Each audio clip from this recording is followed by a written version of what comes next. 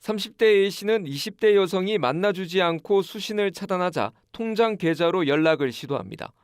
A씨는 이런 식 입금하며 카톡 잠깐만 풀어줘, 좋게 마무리하자 등 100차례에 걸쳐 연락했습니다. A씨는 피해자에게 공포감과 불안감을 줬다며 스토킹 처벌법 위반 혐의로 기소됐습니다. 계좌를 통해서 저희가 돈만 입금하는 것이 아니라 메시지를 남기고 있거든요. 계속 한 번 더 만나달라, 얘기를 좀 하자 하는 부분들이 스토킹 처벌의 대상이 되는 겁니다. 하지만 피해자가 처벌 불원서를 내면서 공소 기각돼 처벌은 면했습니다.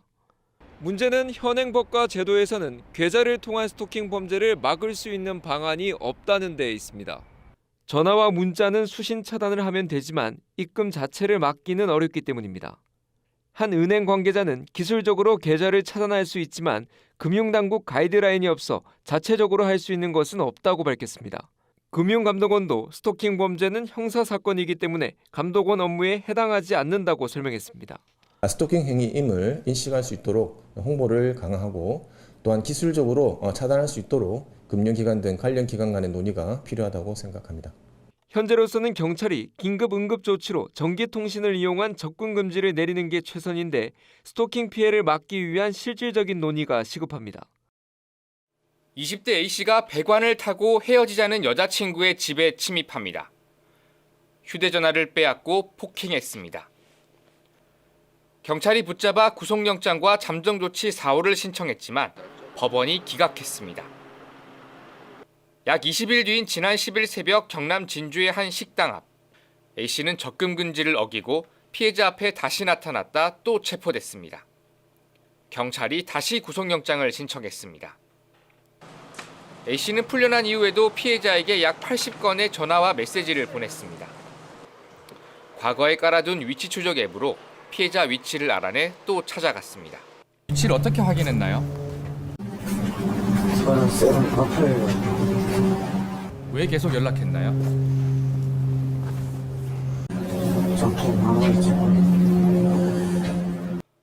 법원이 이번에는 A씨를 구속했습니다. 구속영장과 잠정조치 4호를 기각한 지 한 달도 되지 않아 또 스토킹 범죄가 벌어졌습니다. 이 때문에 법원이 사실상 재범을 방치했다는 비난 여론이 나옵니다. 재범률이 높은 스토킹이 반복될 것이란 우려가 높았는데 피해가 벌어진 뒤에야 법원의 판단이 달라졌습니다. 위협을 가하고 불안하게 하는 것은 변함이 없는 사실이거든요.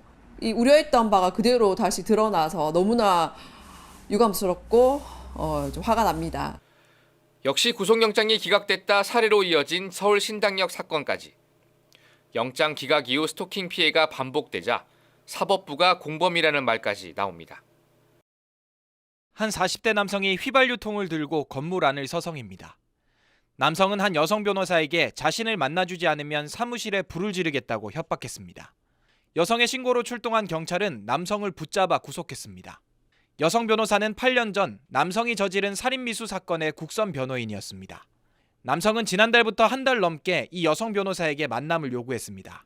사무실에 직접 찾아오기도 하고 끊임없이 문자 메시지를 보내며 일방적으로 호감을 표시했습니다. 사기자의 취지인지 일방적으로 약속을 통해서 몇 시까지 안 나오면 전화가 한 10통, 하룻밤에 한 16통 정도 있었고 무섭더라고요. 오늘 새벽에는 헤어지자는 여자친구의 집에 침입해 폭행을 한 20대가 경찰에 붙잡히기도 했습니다.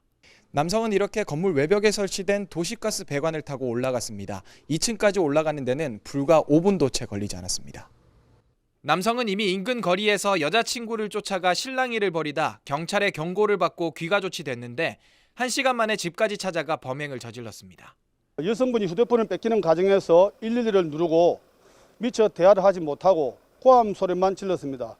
112에서 그 고함 소리만 가지고 코드 제로를 발령하였고 신당역 스토킹 살인 사건에 대한 공분이 일고 있는 가운데 계속해서 스토킹 범죄가 잇따르면서 시민들의 불안감도 커지고 있습니다.